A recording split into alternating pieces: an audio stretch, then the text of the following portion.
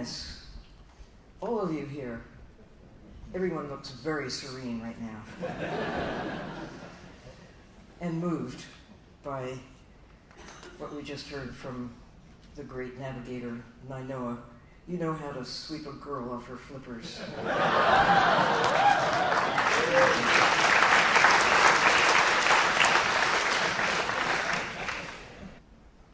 Years ago, I had an opportunity to dive with Peter and Wendy Benchley and their family, their children. This next award honors one of those offspring of the Benchleys, someone who left us much too soon, and that's Christopher Benchley. It's in his spirit that this award is given. He would be, and he is, in fact, in his way, a part of this whole endeavor to understand, appreciate, and come to that point of hope for the ocean. I mean, if we don't have that desire to make things better than they are, to realize there is hope, then the alternative is a self-fulfilling prophecy. We can let things continue in a way that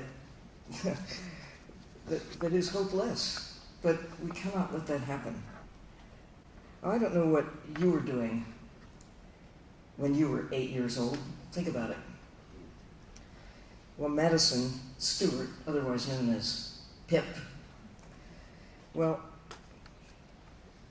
she was passing out a petition in her school to get rid of shark-killing nets near her Australian home.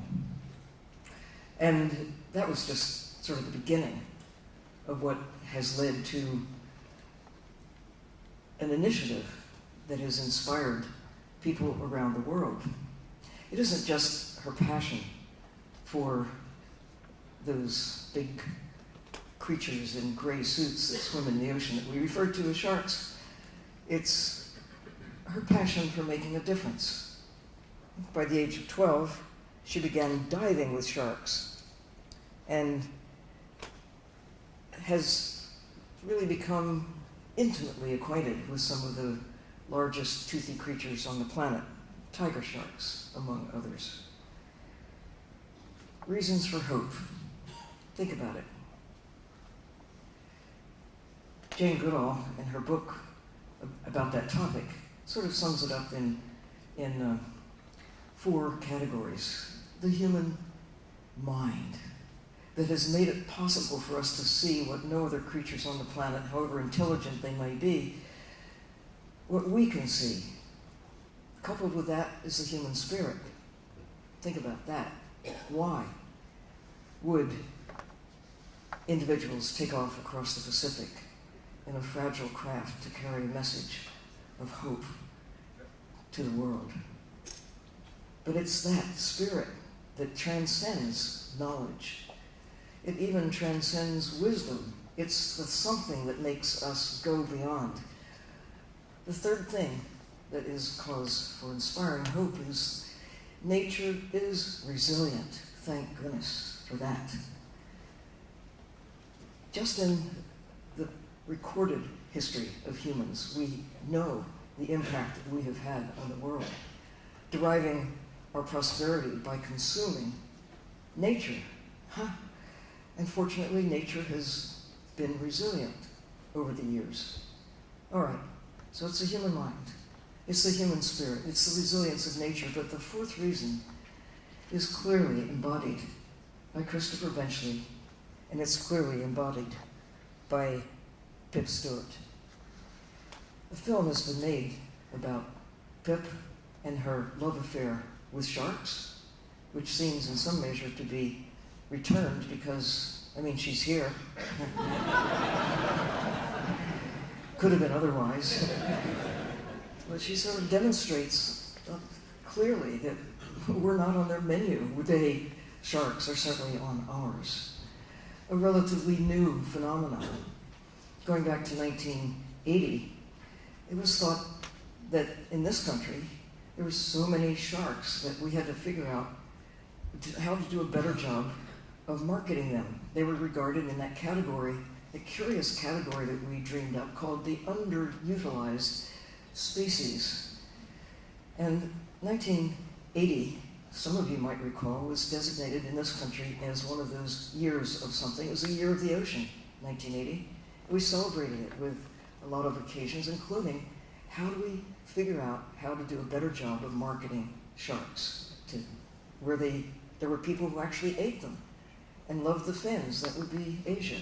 Well, that isn't the only reason, of course, that sharks are in trouble, but it's just an indication of the attitude that was prevalent not so long ago. The only good shark is a dead shark. Ha! Well, now we have come to have a different attitude. All of us have within us a spark of what it takes to have hope. But it certainly burns brightly in Pip. I'm sorry. It does.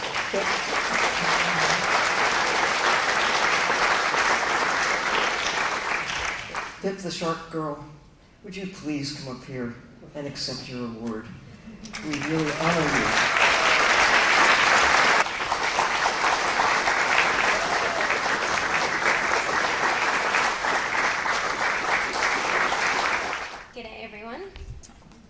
Sylvia, Earle said nice things about me. I can pretty much quit now,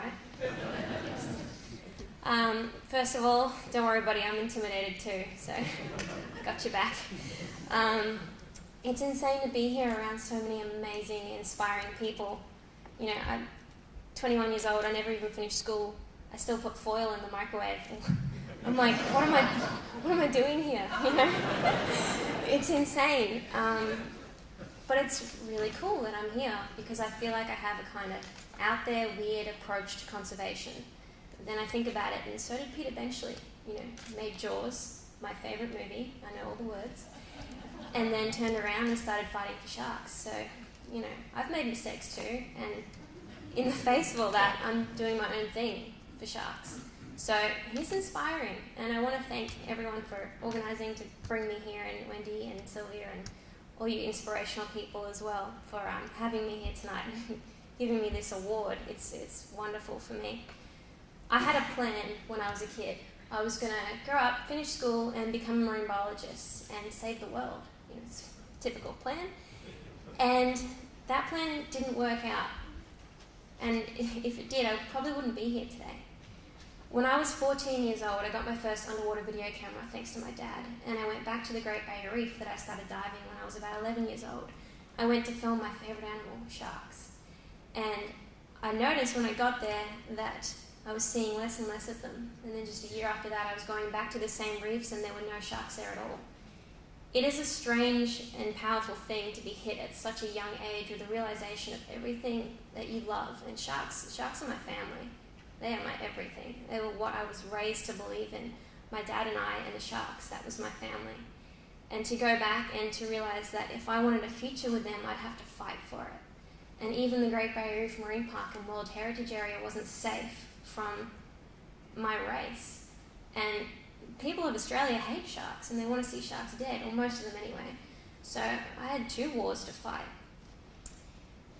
We're living on a planet where the laws are being made by bad people in some places, and they're being made to justify the decay of our last wild things. And I believe that when injustice becomes law, resistance becomes duty. And that's how I approach things.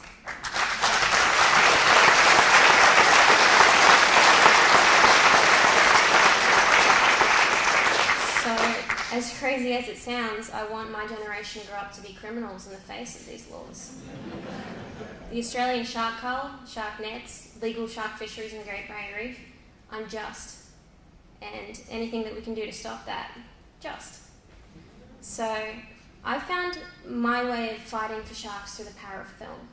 And there's a lot of controversy in the shark world about Jaws and how it made people hate sharks and blah, blah, blah, which isn't exactly true. A lot of people were fascinated by sharks because of that film.